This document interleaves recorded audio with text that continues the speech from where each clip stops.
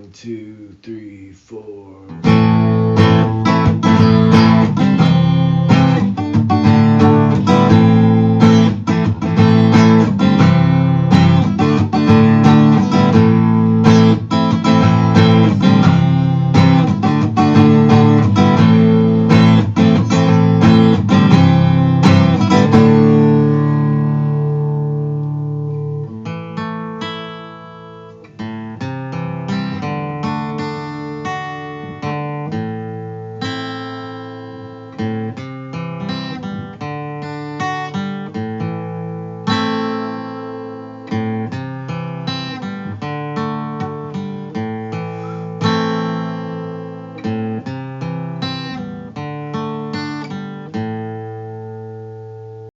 Off work and happy. Hey, this is Steve and Chelsey Hollis. Yeah. Because she's married.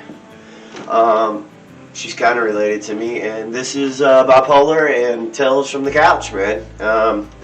Basically, we're just here to talk about Chelsey's life, and I might have some stories or anecdotes or something. Who knows? I don't know. Or it could just be completely boring, and screw you guys. You shouldn't say that, I don't think. But you guys will enjoy it. Fuck it if you don't. Fuck it if you don't, yeah. Yeah, I definitely check the no kids thing. So like it'll be fine. Yeah, they can't access it. So we can drop F-bombs if we need to. Although I'm actually trying to not been cuss. It's part of the whole part of this is one part of this is I wrote down I want to be a better dad. So being a better dad is, I feel like part of that's not cursing like a sailor. But you feel free to curse like a sailor, and I may curse a little bit, but... Well, I curse a lot. You know, I have 2 kids now. Yes. Violet is my oldest, and she has learned how to properly use curse words. So there's that. Well, I wouldn't say that's a proud mom moment, but sometimes it is taught a Ava proud. asshat on purpose, so... Yeah, Violet, one day, she got sent to her room. I didn't know why, so I asked her dad. I said, you know, why'd she get sent to your room? Yeah. And she's like, well, you know, go ask your daughter why she got sent to her room. So I said, Violet, why'd you get sent to your room? She said, because Daddy's an asshole. Oh, wow. You can't say that. But fair enough. How's the husband unit doing? He's doing very well. So. How's married life? Like, I've skipped that whole part. Like, I didn't even know. I don't really feel like it's any different. Yeah. So you guys been together a while? Yeah, you've actually met him. Okay, you know how I am though. You don't remember that there was a chunk of time where it was like, there's a whole chunk of time. No, I don't remember. But you actually that night that you don't know about. Over at the house, at Talon's house. Yeah, he actually was over there. I've known him since I was 14. We've always been best friends. We were drunk and smoking lots of marijuana. That's what was happening, and I don't remember that. I got a wonderful, great big pipe, and it was so beautiful. Brand new, just bought it, paid $60 for it. So we're all smoking pot and everything. We're having fun with Talon, and Steve, he's like, man, let me hit that. And he's already, we're all drunk, but you know. I'm extra drunk. He's extra drunk. So he's like, let me hit it. And he falls on it and shatters it. Yeah. So Steve, he feels bad. He's like, man, how much did you pay for that? And I was like, Steve, I paid $60 for it. Yeah. So he hands me the money right out of his pocket and handed it to me. That's amazing. And see, I have no memories of this at all. The next morning he gets up and he's like, man, someone stole my money. I said, Steve, you gave it to me because you broke my pipe. And I was like, okay. Okay. Yep. Fuck it. Sorry. Sorry, yeah. Yeah, that's what I got. Sorry. Yeah, no, I mean, that's... That was also the same night that Talon fell into the wall getting up to go to the bathroom. Oh, yeah, man. I mean... We were all fucked up. Yes. Fun times. Now, to reference, I have talked about this probably prior. Talon is our deceased cousin. Yeah. He was a really cool dude. I'm going to do an episode on him when things are better and I have more time because it's something I want to spend time on. Yeah, sure. That's definitely not a one episode. Yeah, you can't. No, man. I'm going to go out for my boy, you know. But Yes, and so actually they're blood cousins, and me and Talon were cousins by marriage, and Talon was in my band forever. But yeah, I remember as a little kid, like I used to post your guys' pictures all over Facebook and stuff, and was like pistol driven. Chelsey was the only little girl I ever knew that grew hair straight up. Yeah. Her hair grew straight up for a couple of years. Yeah, I was a blonde. It stuck straight straight up like like a troll. Like a troll doll. Not like a troll, but like a troll doll. Yeah, like I stuck a fork in a light socket. It was beautiful. That's crazy, man. So, all right, lines of questions. This is an odd one, but I ask people a lot about this because part of the show, one of the things is like I feel ugly about myself, and I'm trying to change that. So, like, what do you think beauty is? I think beauty is personality, for sure. Do you? I really feel like it's a personality. If you have an ugly soul, then you're an ugly person. It doesn't matter how you look on the outside. I mean, I don't look perfect, but, you know. Do you feel beautiful? Know. I wouldn't say that I feel beautiful, but I feel like a badass. You feel like a badass? So, like, that's comparable. That's comparable. Like, you know, I get up and I put my pants on just like everybody else does. But, like, I look at from where I started and then where I'm at. Yeah. And I'm pretty fucking awesome. Yeah. And for me to be you are pretty fucking awesome. For me to be 23 and be in the situation that I'm in, like, I'm pretty... You got your shit together. I got my shit together. So, clarify shit together. What's going on? So, a little background on me, which, you know some of it, but you might not know all of it. Right. Grew up, mother was never around. Nope. Dad was an alcoholic. I spent a lot of time with my cousin Talon. I followed him around like a little puppy. And then my grandmother, which she is, she's gone too. That was Gunda. That was Talon's grandmother too. Yeah, she was the queen of the family. She was the queen for sure. So she come from Germany and she started the Jones family. That's what she did. She did. And so I just never really had anybody around. I got tired of the situation that I was in when I was younger, and I just packed up and left. I feel like your brother might not have had a good influence on you. Oh no, for sure not. Like if it wouldn't have been for Talon and Omi, and I would have been stuck with my brother, oh God, I'd be fucked. And you hadn't have seen some kind of normal something, or something like Talon, Talon was Talon, but he spoke. When he spoke, you listened. Yeah. And for some reason, everything he told me, I was like, you know what? I'm going to fucking take that advice. Yeah. And I did. And it helped me. I remember the first thing he ever told me, and once again, Talon wasn't the greatest, but... No, Talon was an asshole, though, like, in a good way. Like, by asshole, I mean that he was a lot like his grandmother, which is he was completely honest. Yes. And he was bluntly honest. Yes. About his opinions. And he had a lot of them. But he didn't give a fuck who you were. If you didn't have a shirt on your back, he'd take the shirt right off his fucking back and give it to you. I literally was in a meth house. There was a dude there that got super paranoid and he had a gun out. And he was like, nobody go anywhere, the cops are coming after us, blah, blah, blah. And I was scared, man. I wasn't, I was back in my room. This is right when baby mama broke up with me, and I was just walling out and not doing very well. And I called Talon, and Talon I'm coming to get you, bro. And he did. He came and got me. He was like, I'll kick in the door if I got to. And he came and got me and got me. Is that how you ended up staying with him for a while? Was that the incident that happened? Because I remember... Well, I haven't told anybody this. So, I had... That was my first... Me and baby mama... I try not to make this about me too much. But I've never told this story. Well, I want to hear about you. It's been a while. So. Yeah. So, what had happened is...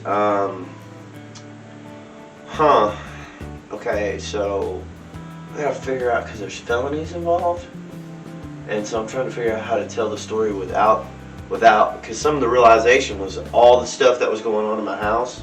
So I was on a bunch of drugs, like all kinds of drugs, like all the drugs you can imagine. To clarify, he's a retired drug addict. Yeah, they know. I'm super in recovery, and they know I'm doing the church thing. Which is super awesome. I just want to let you know, I don't know if anybody's told you this, but I'm fucking proud of you. Yeah, it's been a year sure. and some change now. I got me your token up over there. That's fucking awesome. I want you to know, like, I am extremely proud of you because, you know, my brother is really, really bad on drugs, heroin, meth, I mean, anything you give him. He's really, last time I talked to him, you know, most people, they try to stay away from fentanyl. Yeah, and he's like, trying to find it. He's like, that's the shit, man. That's where you need to be. And I've tried to help him. Yeah. And the last time I tried to help him, thank God, my daughter was not mobile because he was in my house, and he was like, you know, Chelsey, I want to get clean. I want to do right. I said, all right. I said, come on. So he come stay with me for a little bit, and apparently he got like an ID and put my address on it, and the cops come looking for him. Apparently he had a warrant or some shit. I don't even know. Yeah, well. But they come and picked him up New Year's Day. Oh my God. Come and picked him up New Year's Day. So he left, and the girl he had staying with him left too. And so him and his old lady came on you. Yeah, they left. Were they really getting clean, or were you suspicious that? Like, no, I wasn't suspicious because they were sleeping all the time. Yeah, well, that's a good sign. That's a good sign. That's yeah. a good sign of detox. Yeah. And you know, I've seen it before. You know, whatever. Yeah. So I really thought that they were getting clean. Well, she left, and I was like, hey, you need to come get your shit. Like, it's scattered all over my living room. Like, you know, you need to come get it. Yeah. And she's like, oh, I'll come get it next day. Well, the next day never came. So there's stuff set in my living room. I was picking everything up and putting it up. So I left it like that for maybe a day and a half, 2 days. We'll say 2 days. Yeah. So I was picking it up, and I found a pencil pouch. And I opened up the pencil pouch, and I knew she was diabetic. Yeah, but these weren't diabetic. She had orange caps. Orange caps. No, these weren't diabetic needles. Yeah.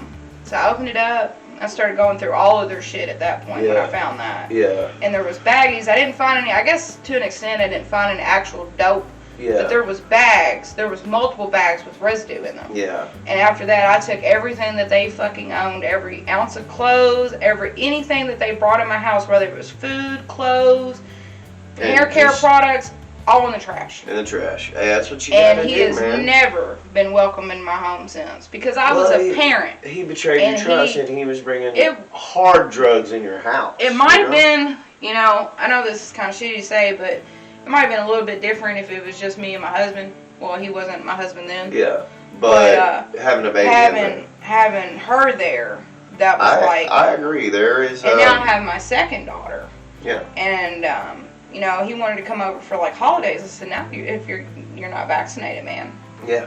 By the way, I am vaccinated. Well, you know. And I Lysoled everything down. Well, it's a little different because he wanted to be around my youngest daughter. Yeah. My youngest daughter was born with a heart defect. Oh wow. So she just had open heart surgery. Really? She had open heart surgery back in November. She's got one more surgery. Hopefully that'll be it. Yeah. But she had a lot of complications. We both did after the birth and everything like that. So she, you know, we don't even know how a common cold is going to affect her. Right. More or less COVID. Yeah. You don't want to get the COVID.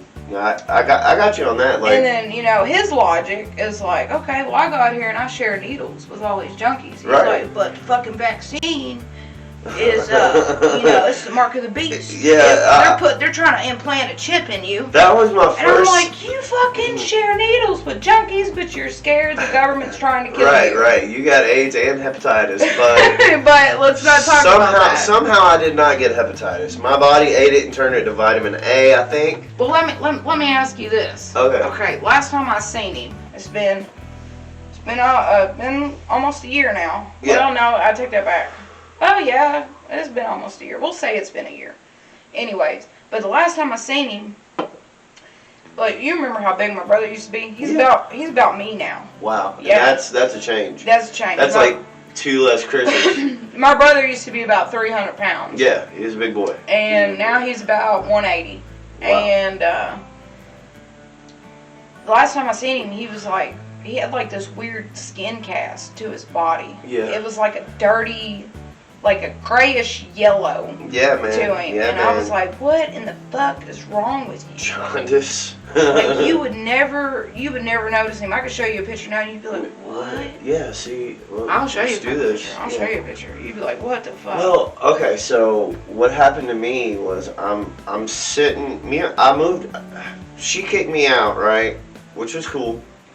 I got down with that, and I also decided to not tell that story on camera because my kids could watch this one day, and we've agreed ceasefire, and we co-parent, you know, for the most part. She's still kind of bossy, but I love her, you know, as my baby mama. And she takes wonderful care of my kids. Oh my God, dude. Yeah. Like, he's not even, that's crazy. I know. He's not recognizable. And a lot of what I talk about, too, is recovery. And that's good. Recovery based. Like, I have to be careful because the principles of my recovery, because there's 12 steps and then there's 12 principles, right? And anonymity is the biggest principle. So, like, I can't say who I'm affiliated with, and it's not one of the principles is promotion, not attraction. So it's not. That's why you don't see the stuff in the media all the time and things like that. Is because, but that's not the only way to get sober. So I got my peer support tree, like my affiliation. Paid $1,500 for me to get that. And before I started doing this HVAC and plumbing thing, it was the money and being able to take care of the kids. I was passionate about going and helping other people recovery, and I would actually be helping them in recovery. It would be usually people in trouble, right. You know, and I would advocate for them in court, like when things didn't go quite as well, because when I caught my CPS case after Sam died, because Sam died in an overdose, right. In my house, right. You know, so CPS automatically got involved, right. But I went through that with flying colors, 8 months, but my peer support lady, and I can't advocate for them enough. The woman that was involved in my case said, listen, I hate the way the state does this, you know what I'm saying? And I don't want your kid taken away. You seem like a good dad, you know? She was like, and I know you got to jump through the hoops and you got to do all this stuff. And I had to go pee for 8 months and everything. I had to prove I wasn't a drug addict. Even though I wasn't at the time, you know, it just was the condition that happened. Right. And that's, I'm not judging on Sam. Like, Sam went hard, like, and she was having a lot of problems, and she was having a lot of mental issues too. And that combination, no matter what was going on around us, couldn't fix her. And my biggest regret is I didn't have the strength to make life hard on her. I was a shield, you know, because I was like, I love you so much no matter what. Yeah. And I should have drove her straight to Charter Ridge. And, you know, but I couldn't be without her. I thought love would cure everything. You know what I'm saying? Yeah. So,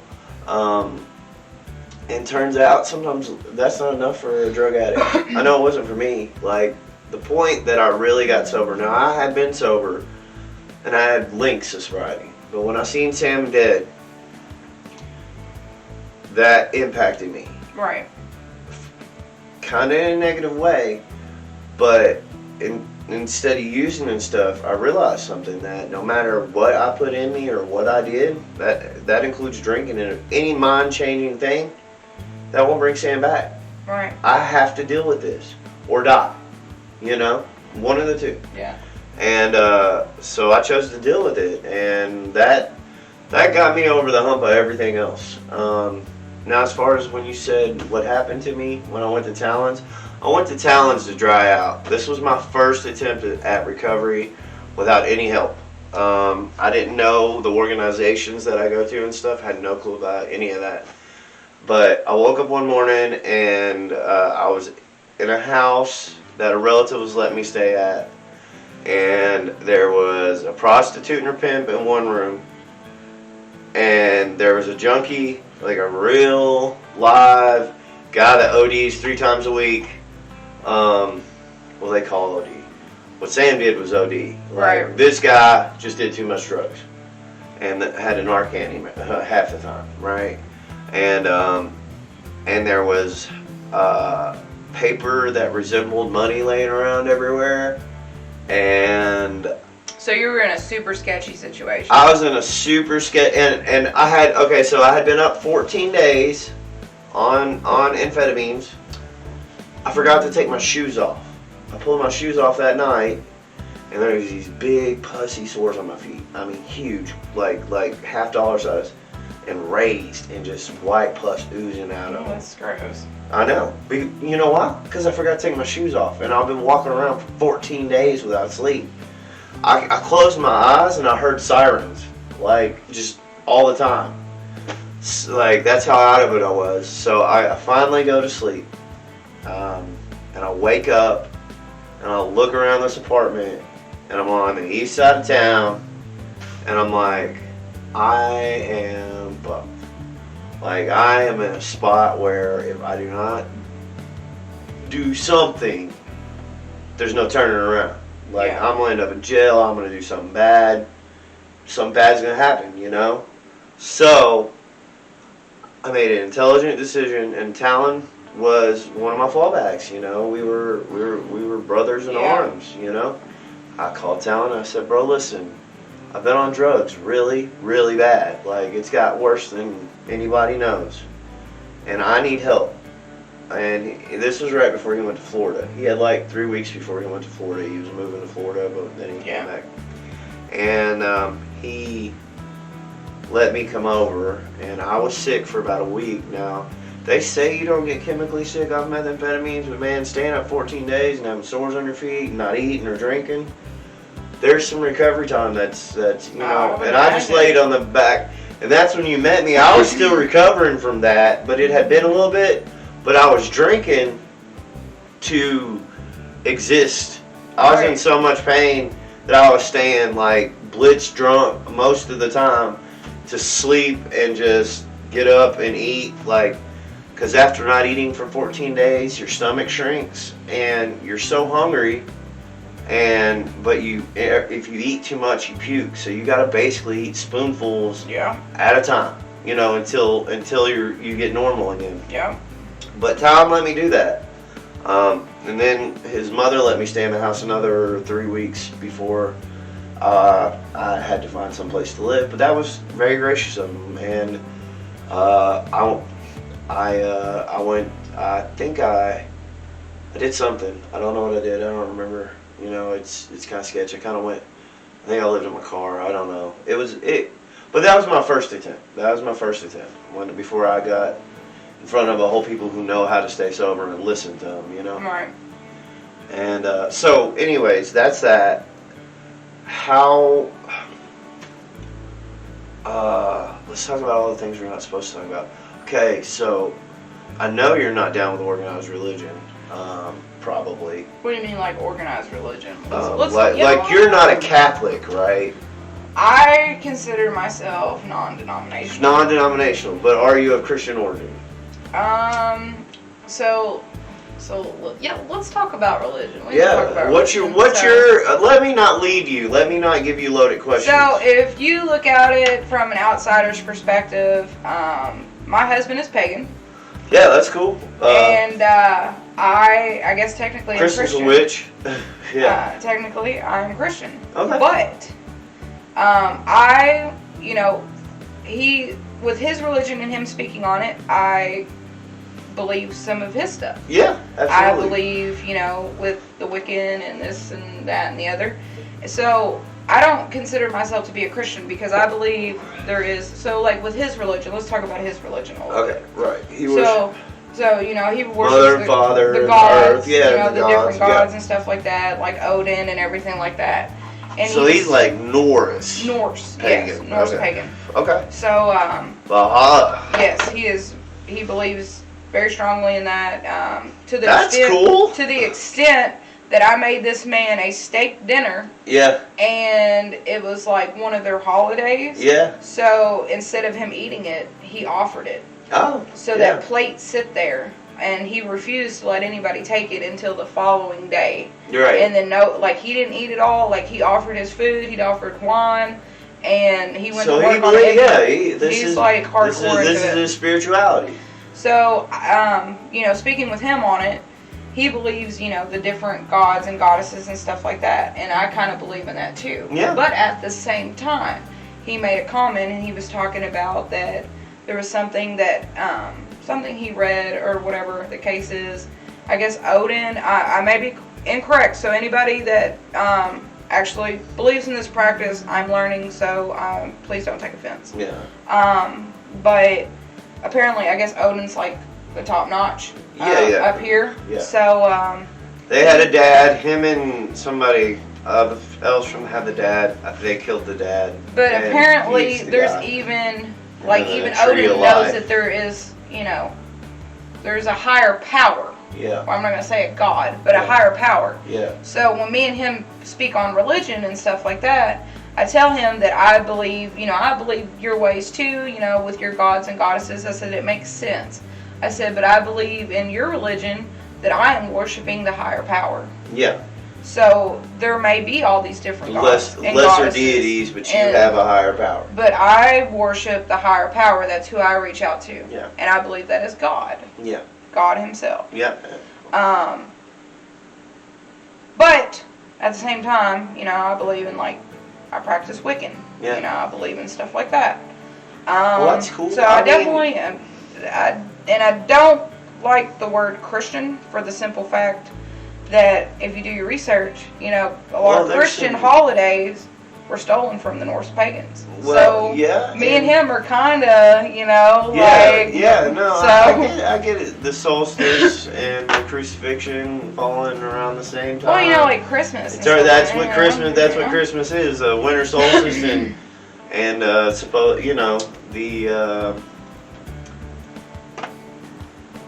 the resurrection is I'm not for sure. Is Christmas the resurrection? No, Easter is supposed to be the resurrection. The resurrection and Christmas is supposed to be the day he was born. Yeah, but it's not when he was born. Huh? No, it's a little off. Yeah, they definitely off. He was born in June or something. Yeah. No, that's for real. That's for real. So here's my thing. That's why I named the production company El Jefe. And I know it's a wrong pronunciation. I know it's El Jefe.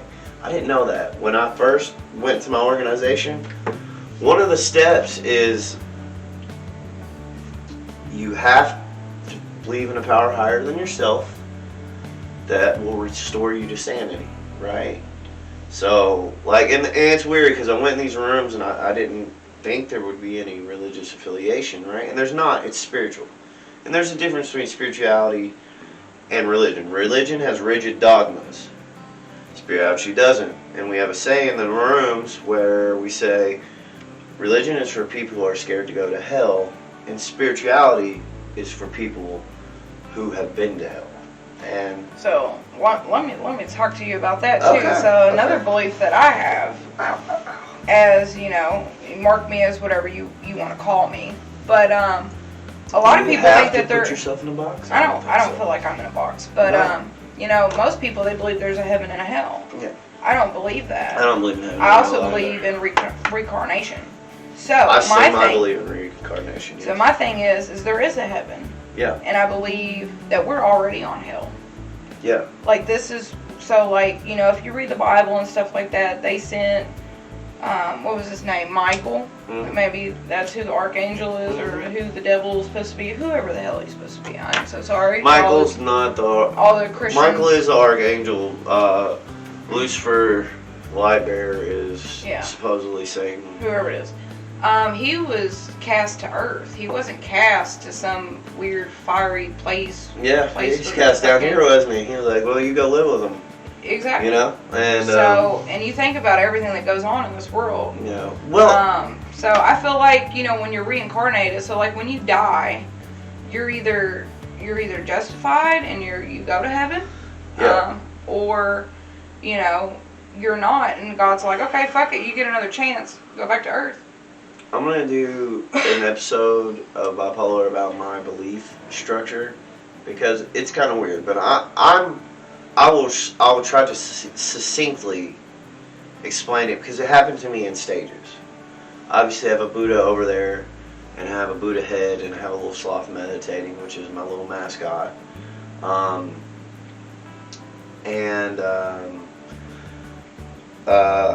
Really quickly, so when I was, the way I perceived reality in the beginning, when I started all this, when I was a drug addict and I was getting mad, and I felt like a hostage to the world, and I blamed everybody else and God for my problems.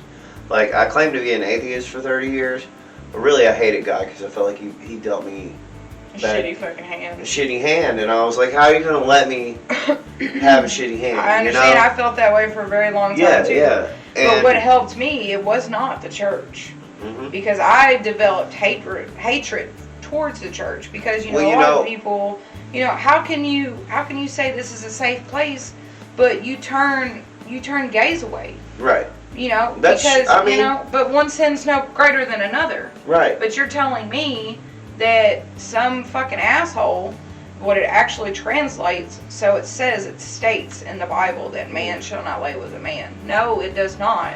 Yeah. The actual version says a man shall not lay with a fucking child. Yeah. So. Yeah, don't lay with children. That's on my list of not. What did they do for all these? Oh yeah, all like those 13, years? 14, man. They were having these grown ass men and having popping out babies as soon as they fucking hit puberty. That's true, man. That's true. I mean. So why would he actually translate what the Bible is about? Well, there's there's a lot. There's a lot in the Bible. When they had the conference in Nicene or Sinai, which is when they made the Canistic Bible. And throughout all the other crap, I think we lost a lot of stuff. But I don't want to. My goal's not to offend people or have a super strong opinion because I try to stay open. Mines are best like parachutes. Yeah. They only function when they're open, and or they function best when they're open. You don't want a parachute jumping out of a plane half open, and it took a hard ass whooping for me to even be spiritual from life, But that's what I was delivered. I was delivered just enough pain that the pain of staying the same was greater than the pain of change. So I had to go with the unknown, which is against your instincts, Because most of the time you'll stay with the safe, the known. You'll stay with the devil than the devil you don't, know. I understand that completely. So. When I first started getting sober, my first concept of a higher power was a lighter. Because a lighter had a purpose and I didn't. And on the lighter read, El Jefe. And El Jefe was my first god. Except I called him El Jefe because it's spelled with a J, and I was not Spanish literate. Yeah. So that is actually why I named the company what I did, right? But also, through my perceptions and through different things, I began a spiritual path. And that started with the Buddha and Alan Watts. And then I got into a guy named Eckhart Tolle, who did The Power of Now. And that was roughly based off of a book also called The Power of Miracles, or A Course in Miracles, right? So a lot of crazy stuff, and I'll condense it into one thing, and that is that my perceptions are inside out, and that is I'm not a little man in a robot controlling a body, punching a computer, because that's mostly how a lot of people feel in a way. They feel isolated in their head, the body's something different, and they perceive through their senses, right?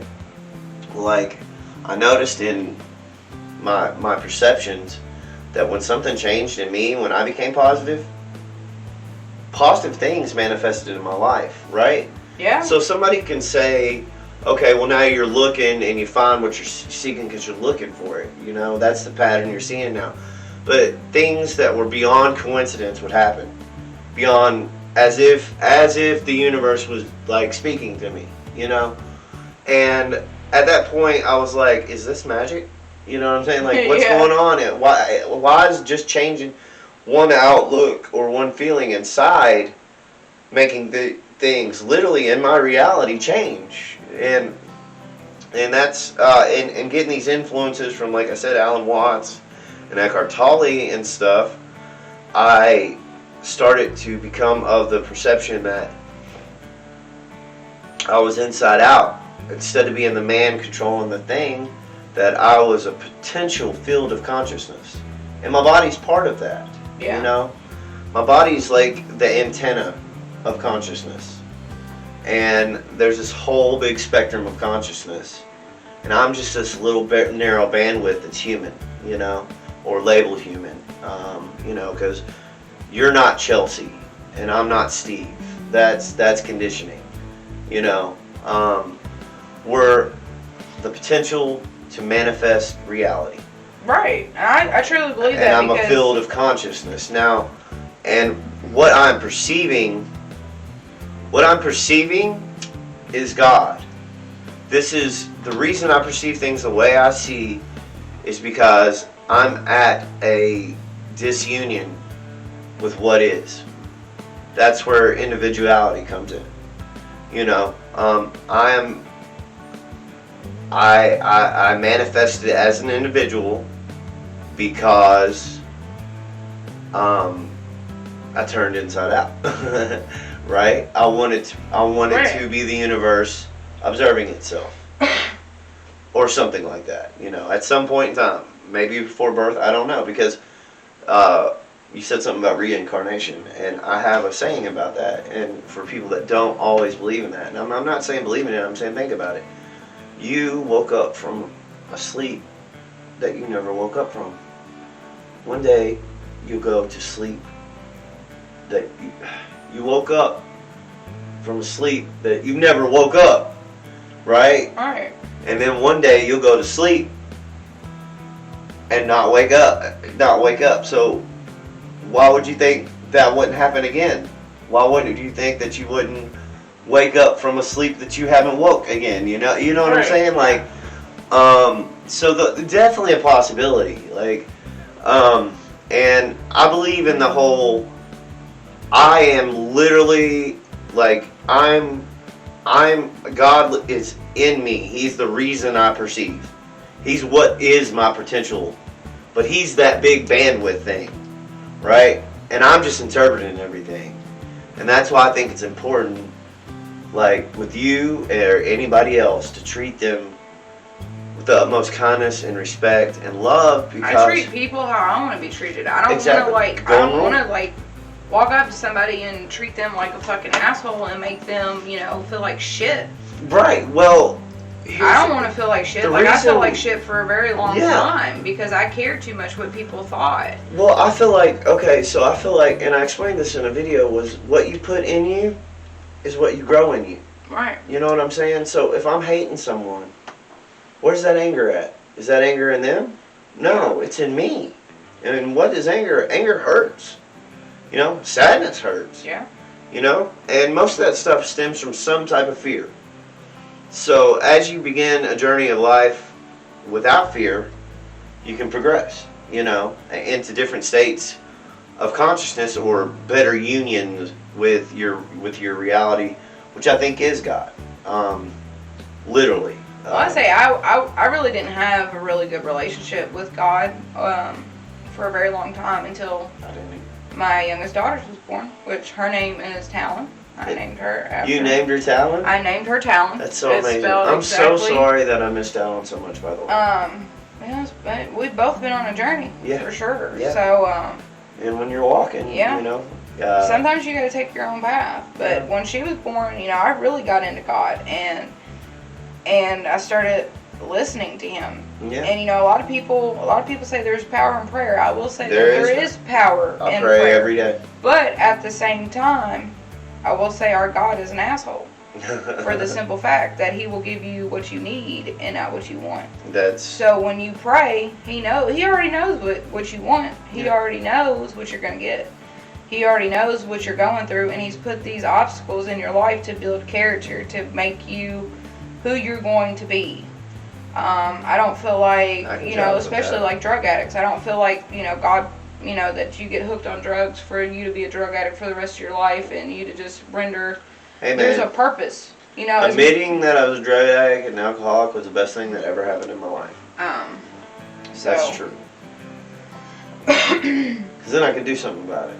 Right. Well, if I'm not an alcoholic and I'm not a drug addict, there's nothing I can do about it. I'm powerless, I had to admit there was something wrong. Yeah. And even in sobriety, I've been a year sober and I was miserable. Like, I wasn't suicidal, but I would tell you that I had thoughts of suicide. Yeah. I felt isolated. I felt alone. I'm getting older. I'm not a rock star. Me and Talon thought we were going to be rock stars. We really did. And Talon always did. And he was. But, yeah, I just... this is like just catching up with you. I missed out on all these experiences, wonderful experiences, because I was being a selfish dick, Well, I used to like to get fucked up and party too, and sometimes I miss that. I really do. I like just fucking, there's some days I wake up and I'm like, shit, I gotta fucking go to work. Right. I got 2 kids. The grind's hard. Like, man. I can't just, down a fifth anymore and just like go say fucking fuck crazy. it. Yeah. You can't hit go the fucking button. crazy. Yeah. Can't do that shit anymore. Well, And, see, that's my problem. I can't do a little bit because if I do, I hit the fucking button. Yeah. And all roads lead to Rome for me. It literally took me 2 years to learn that even if I just drink in a certain amount of time, I'm going to be on drugs. Like, it may be the next day, it may be that hour, it may be a month from then. So I have to abstain. And just like the same thing, once I accepted that, and I'm not dealing with it anymore, once I accepted it, Yeah. well then this is just my reality. There's no resistance, you know what I'm saying? Yeah. I don't go, oh, I gotta get fucked up to solve something in me. And see, like, when Talon died, that's kind of like how I was. Like, I stayed drunk for a really long time. Yeah. And I blamed myself 100%. Because you had been, yeah. he was on his way. He was on his way to come get me. Yeah. And so I blamed myself. See, thank God you weren't in the car. See, that's what Roger told me at the, because I wanted, like, I seen him dead in the casket. Yeah. I seen him I had to go see him be put in the fucking ground. Yep. And, like, none of that clicked to me. Like, I just thought we were having a fight and we just weren't talking. Like, that's what I kept in my brain. So I would still message his Facebook. And I talked to Doris, which is Talon's mom. I talked to Doris and I was like, hey, this is how I feel. And she was like, well, I'm sorry you feel this way. Right. And she's been a really good support system for me. Yep. And, long story short, the only thing that helped me is I actually got to see pictures of him dead in that car. I know. That was the only thing. A mutual friend, I'm just going to call her A. She had told me she went and seen pictures of him. I thought about it. Not that I've seen car wrecks. I actually watched 2 guys die in a car wreck. Like, I was standing right there on Russell Cave Road. They hit a tree. And, two Hispanic gentlemen. This is way in the past. But I lost my train. It is definitely not 4 o'clock in the morning. I didn't just wake up out of my sleep to talk to you. That didn't just happen. But yeah, so I'm a little. My cognizance level is a little bit slow. Oh yes, but then I realized, because seeing his body, Talon's body, and going through that funeral, that was hard. But I was dealing with things with Sam at home. Right. Sam had gotten to active addiction. And I was already in that process of living a double life, of trying to protect and hide all that stuff from the world and keep our little part of the world safe. And so, like, and it didn't seem real to me, like, at first. And I would cry. Like, one day I was playing guitar and I broke down crying. And Sam was like, "What's wrong with you?" And I was like, "I miss Talon, man." Talon took us in our loft when we were trying to get out of Richmond and when we got sober. And it blew me away because this is a guy I've known, and then And then Sam, within the 6 months of Yeah. him dying, her dying, like, and you know, I actually seen her corpse. I picked Right. it up and put it on the Right. floor, you know, and that wasn't her anymore, you know. I sent the boys in to get her because I didn't know what was happening because I got a call from work, you know. Water, she told me she was getting in the bathtub. Maintenance man called me, water's pouring on the floor. And I knew instantly, Right. you know. And I begged the maintenance man to kick the door in. He didn't. And that would have saved 6 minutes.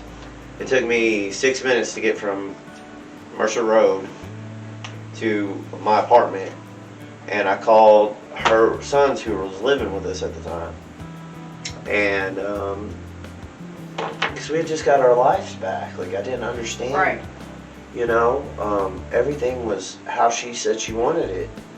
And, but like I said, she was having a lot of mental illnesses too that she was treating, you know, with the only way she knew how to treat these things, because she had never had any program of recovery to the point. Right, and that, you know, That's what changed me, or that's what gave me the ability to make different decisions, is because I'd had it beat in my head. Before I ever met her, I was going to these meetings. Before I met her, I walked, for a year, I walked or rode a bike to 3 meetings a day for a year. So that's a lot of meetings. That's a lot of people giving me good advice, and even when I didn't follow it, it was still in my head, you know. Yeah. And, but seeing Well, her you know dead, like I said, seeing her dead, just like you, seeing her dead brought me, I couldn't, even though I did. Later on, I pretended she was still alive. Because I wouldn't even pour her cups out. I had cups that she had drank out of, and I still, this is her blanket. The blanket's over there on the bed. Those are hers. Yeah. I keep her nightstand instead of my nightstand. I'm still not ready to let go of that stuff, you know. It's understandable. And that was a big problem with me and A, because A got into a polyamorous relationship. Yeah, she had, because I was having problems with girls. Like, I had kissed a girl and started crying, like, for real, like, and I stayed celibate for way over a year, and that was and the duration of my sobriety. And I was talking to her, and she's a longtime friend, and I was like, oh, well, you're doing this, that would be perfect, because I didn't know. I didn't even know if I could ever have a relationship again, you know? I had no clue. And I was having problems with it, because I seen Sam. I seen her dead body. Every time you know, Yeah. you can't, like, that totally takes you out, you know? And so we kind of had a thing for a while, but me having Sam's things around and mentioning her at certain times made her mad. And I hate it because we were friends for so long, you know what I'm saying? Yeah. And she's still a good person. She's not a bad person at all. And I love her. And I've loved her for 17 years. She used to be Talon's girlfriend. I've been friends with her a long time. And she sent me a list of things that was wrong. And I spent a week thinking about it. And I didn't retaliate, but I sent the same type of list back as a counter argument. And I wasn't arguing to be with somebody. I asked her what her feedback was. And after I got her feedback, I gave her my feedback about the situation and about her problems with me. Because I may be in love with someone that's not here anymore. But, you know, I don't physically have another partner. You know, I don't. Yeah, I guess. I come home, I'm still alone. You know what I'm saying? To an extent, I can kind of, like, you know, not from, like, relationship perspective, but I know, like, this statement might sound a little weird, but I always felt like Talon was like my best friend's soulmate. Yeah. No, yeah. So, like, when I try to socialize with other people, it was hard. It's fucking, like, it's still hard because there was no judgment. There was no fucking judgment. That's Talon did judge me a lot. God, he judged me a lot. There was just, like, growing up as a little not kid. Judging, he would tell me right exactly what he thought about me. Right. But, like, if I went to him, I'd be like, hey, I got this weird boil on my back. Will you look at it for me? He'd be like, sure. Yeah. And he'd look at it like, yeah, well, it's not cancer. You should probably see a doctor. You know? But, I can't do that with anybody else. Because it's like, oh, gross, you got a big weird boil on your back? Gross. What I feel like, and by the way, if A ever watches this, I love you to death. I probably shouldn't have sent that list. It was negative. It had no point anyways. She had already broken up with me. And I call her my quarter girlfriend, But I was just trying something new. I was trying because I was alone, And I thought maybe I would feel less alone. But I wasn't ready for like a full-on relationship, And I knew that, and I even stated that. But anyways, Talon, man. So I lost Sam, I lost Talon, I lost a kid named Roach. There's other people I'm forgetting. A lot of people go away, but like literally like the people I associate with now don't know me. Yeah. Like and that's how I feel too. Like nobody, like I just recently Talon knew everything. I just started a new job. I'm working with new people and stuff. Like the people at the other job, they kind of knew me a little bit. But like these people have no idea who I am, and like there was a conversation that was brought up, and I thought it was really funny. Yeah. And they were talking today. That was like, yeah. So first of all, the people I work with, they're older than me. They're like 28 plus. 28 plus. How old are you, Chelsey? I am 23. 23. I'm 36 now. What? I know. I'm 23. Yeah. So I was having this conversation. They were having this conversation, and someone made like a SpongeBob reference, and they were like, oh well, she's the coworker I have. She's like, we'll say she's 30. Yeah. So she's like, well, I wasn't allowed to watch SpongeBob.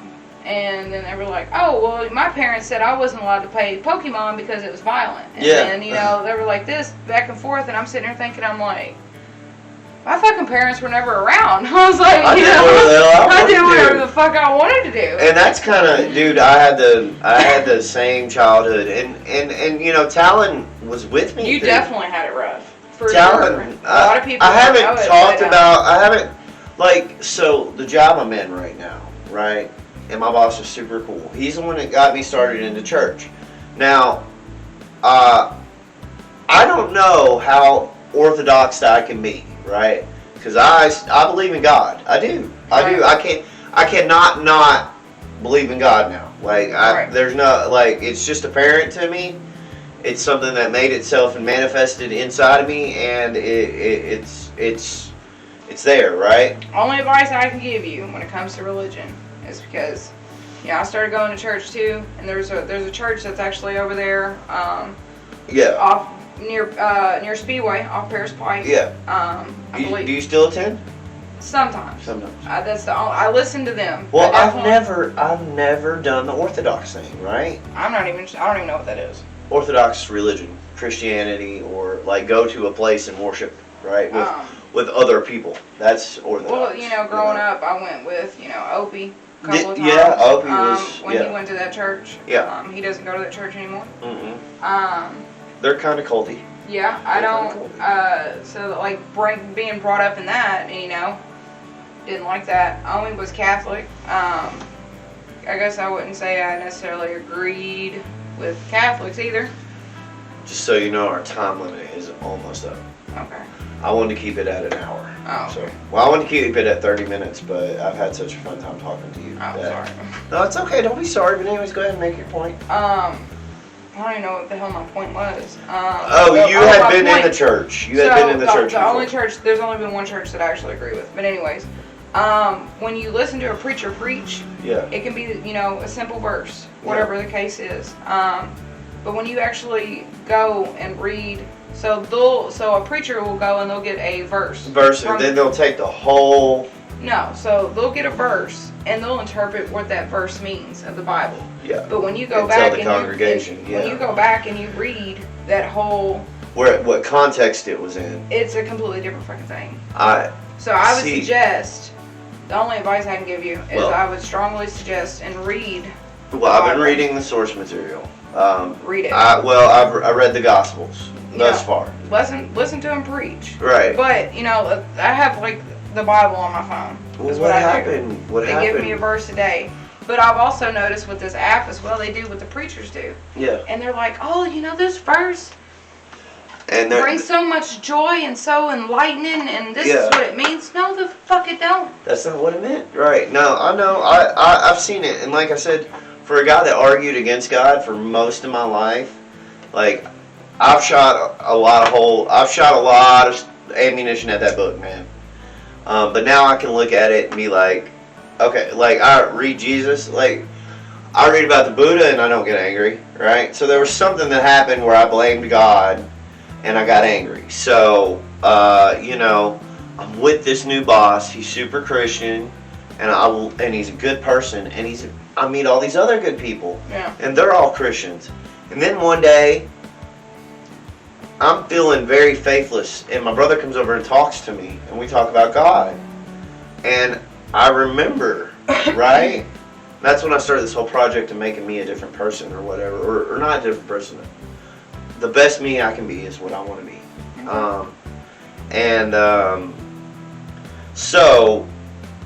I had prayed on it, and the next day I go to the church. My job is at a church doing water lines. And like it was almost audible, God saying, "Now I brought you to my house." You know what I'm saying? So I was like, okay, I'm gonna go to church. Now I don't know. People ask me like, "Is Jesus Christ your Lord and Savior?" I'm like, I don't know. God hasn't told me that. God didn't tell me His name. Like I just know He's there and He's leading me somewhere, and He told me to go to church. Yeah. So I'm going to church. I don't argue with God, man, or the universe or whatever you want to call it, the Godhead. In other religions, I'll give you a little funny story too. Is like me and my husband, we weren't married, but at the time, the house that we lived in prior to the house that we're in now, we kept saying next year we're gonna buy a house. Next year we're gonna buy a house. Next year we're gonna never happen. I started getting right with God. God told me you're gonna have to get your license. I went and got my license. God told me you're gonna have to get married, so I went and got married. And shortly after that, we had our second daughter, and I prayed about it, and my husband was like, okay, next year is going to be the year. I'm talking about 2022. Next year is going to be the year we're going to buy a house. I said, no. We're buying a house this year. God told me to go ahead and put our credit out there, and I did. And we bought a fucking house in November. Awesome, man. So, Chelsey, I'm super proud of you. We have 1 minute left, so... thank you for coming and talking with me. I really appreciate it. You're a great person. I love you so much. I love you too. And I'm super proud of you. Yeah, and thank you. And thank you for coming and just trying this out. Because I know you're just doing it because it's important to me. And we have to support each other. Yeah, that's what we got to do. And hopefully you stay in my life more, okay? Okay. You have my number. That was my real number you called. It just didn't wake me up. Because I was in a coma. Well, I seen that, and I was like, okay, he's seen that some weird number's calling. He was like, yeah, fuck it. It's not important. But I'm going to say bye now. Signing out. Hey, you guys stay strange. That's for the podcast. And, hey, you guys stay strange. Tales from the Couch. Chelsey Hilton. No. Chelsey Jones or Chelsey Hollis. Chelsey Hollis. She is awesome, and she's a great person. And screw interviewing famous people. I like interviewing people. Famous people aren't people. Real people. Yeah, famous people aren't people. Anyways, Steve Tudor signing out. Have a good day. Hit the like button or subscribe if you want. If not, I don't give a frick. Whatever. I'm doing this for me and for other people. That's what matters. Yeah. All right, guys. Bye.